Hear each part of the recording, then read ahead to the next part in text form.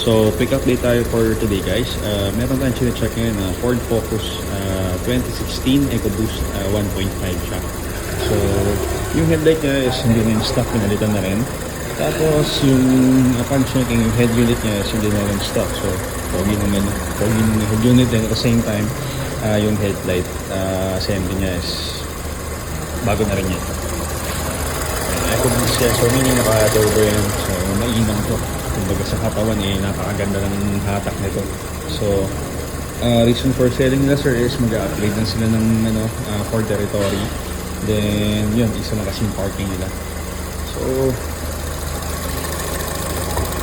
original pa yung paint, pan-checking kanina or initial pa lang naman kasi hindi pa rin naman talaga namin iikutan.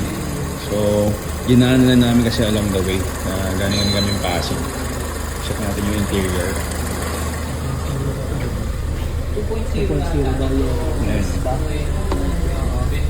ang layo. So, check yung mga other units natin na Ford Focus na mga 2014, 2013 kasi ito 1.5 ko na. So, iba na. Ang ganda. Yung EcoBoost, di ba yung may turbo? Kaya natin itong gilid. Ayan siya. So, madilim lang, sorry. Ang alam ko Pero, kasi yung pag-S, di ba yung alaga yung loob. Iba talaga pag may parking. So, check din natin yung likod. Ito, badge lang to for the case kasi wala naman SD yata dito sa Philippines. Yata, I'm not sure. So, may gamit, babala natin.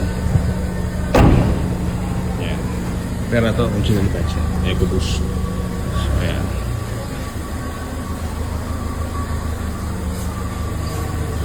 So, yun. Quick review lang tayo, guys. So, hopefully, ma-deal natin para bago tayo sa ating unit. So, ayan.